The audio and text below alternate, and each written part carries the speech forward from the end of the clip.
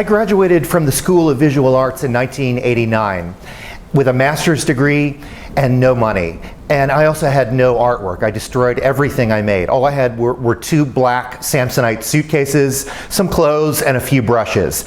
And I moved out to a dark 300 square foot studio apartment in Jackson Heights, Queens, for $365 a month, which I could barely afford. And the idea was to work the least amount of day jobs to afford the maximum amount of time in my room working. I had studio assistant gigs with a couple of artists, and I also worked part-time for 2 galleries in the city. But for the most part, I stayed alone in my room and worked. On one side of the tiny room was a single bed with a little television set and all of my Star Trek videos.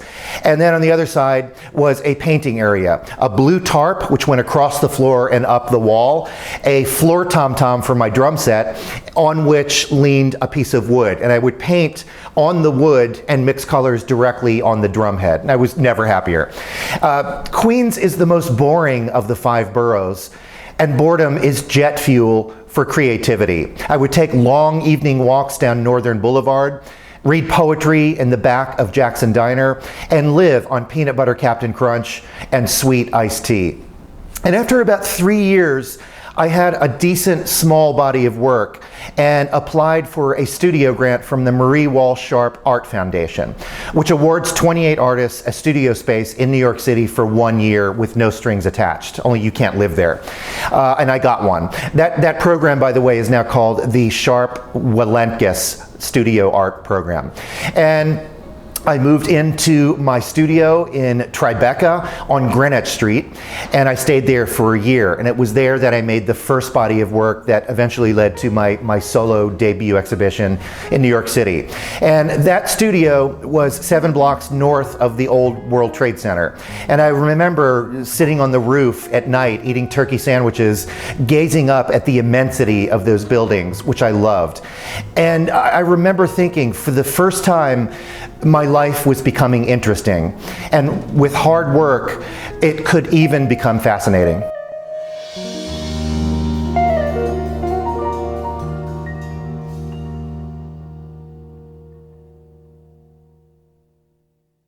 One of the best parts about showing in college art galleries is that they usually require the artist give a slide lecture. And it's fashionable to claim that your work will speak for itself, but it won't. You have to help it. And that's why I always say that learning how to write and speak about one's work is as important as learning to draw and mix color, because it makes you sound more intelligent during studio visits with dealers and collectors. It helps you craft press releases to promote your work, and it helps you articulate the very things you're trying to do for yourself. When I was much younger, I was painfully shy and terrified to stand in front of people and talk about my paintings. But over the last 35 years and a lot of trial and error, I have learned how to do that. And now I travel all over the country, even overseas, speaking to audiences as small as 4, as large as 600, about my paintings. And I've learned one thing along the way that helped me get over that fear, and I will gladly share it with you. There will always be someone smarter than you, but there will never, ever be anyone just like you. What do you have that can be of use to others? And we all have something. Your job is not to outsmart your audience, but to strip naked and be the most like yourself. That's what they're paying to see. That's what'll get people out of their warm homes to come out on a rainy night to hear. And that's the problem I have with a lot of contemporary art I see in galleries, especially here in New York City, is that artists seem engaged in this competition to outsmart one another and outsmart us, the audience. When I go into a gallery, I want to be filled with a rage for life, not feel like I've just been outsmarted. When I walk in and see a bunch of used Band-Aids stuck to the wall, and the artist says, I can do that because Andy Warhol said that art is anything you can get away with, I feel so disappointed. F you, Andy. I'd much rather learn how to draw a tree from the roots up to the tips of the branches to the tips of the leaves.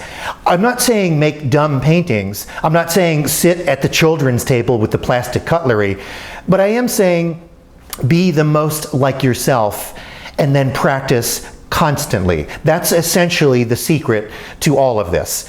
Sometimes it's more interesting to hear a fool with conviction than a smarty pants with proper diction. I know this makes me sound like an old man, and I am so okay with that.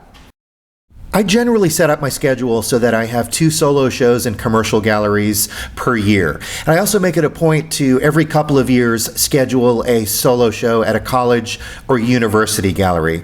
They are the unsung heroes of the art world. They offer high quality exhibition spaces, fully produced programs, and the chance to get back to the very reason that I became a painter in the first place.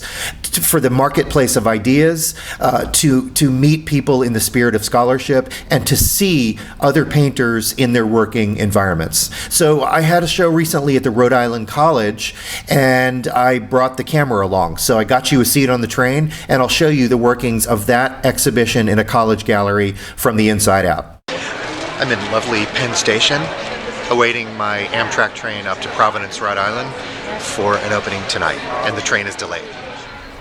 I love train travel because I can sleep and read and catch up on episodes of The Office. And I took the train to Providence, Rhode Island from New York City. My left pants pocket gets an Advil, and my right pants pocket some breath mints. Oh,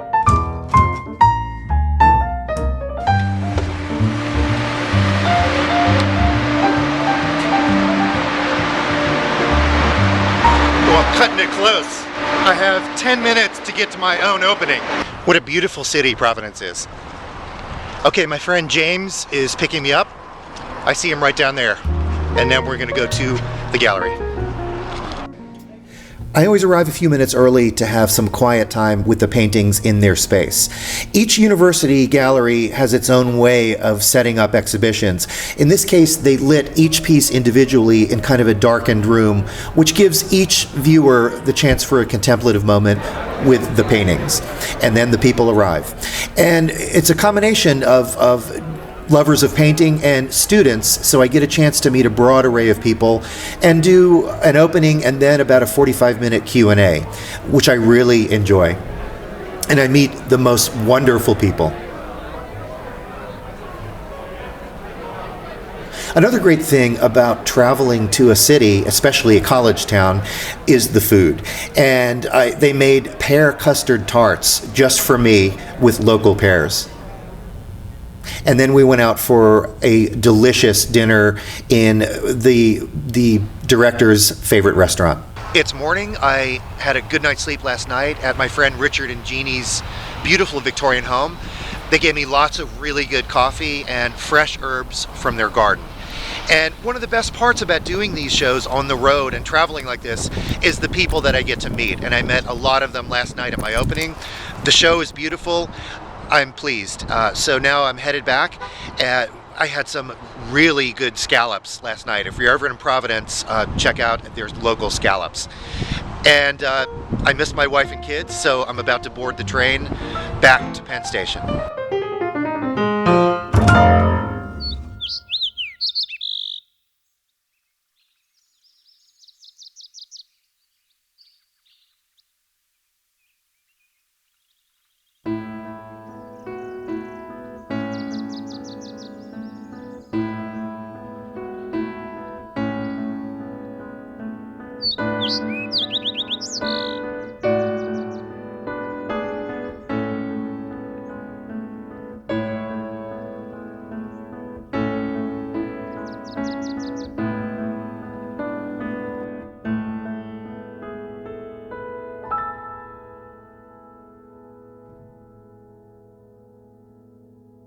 I draw so that I can recognize what I've never seen before.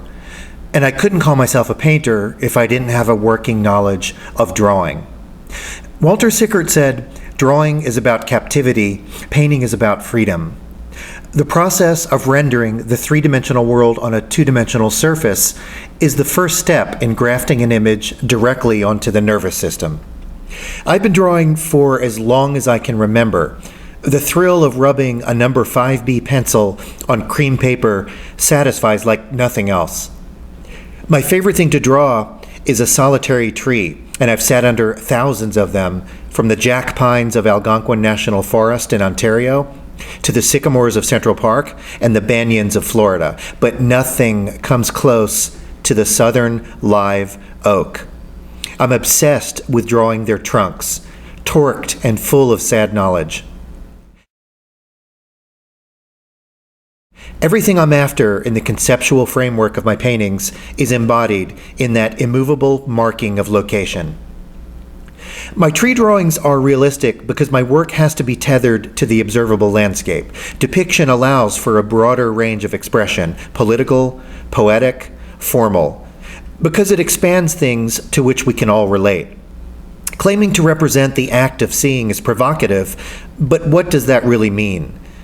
The reason I draw a tree in great detail is not to make it appear, but vanish.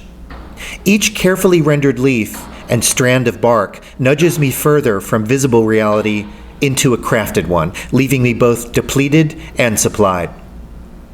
A good drawing is the visible vibration of its subject. I believe that there is a parallel world running concurrently with this one, and every now and then we crack into it. Drawing and painting are an attempt to keep that world around a little longer. The coast of South Carolina taught me about the density of place. I am where I go. I love the outdoors, but didn't become a landscape painter until I came inside.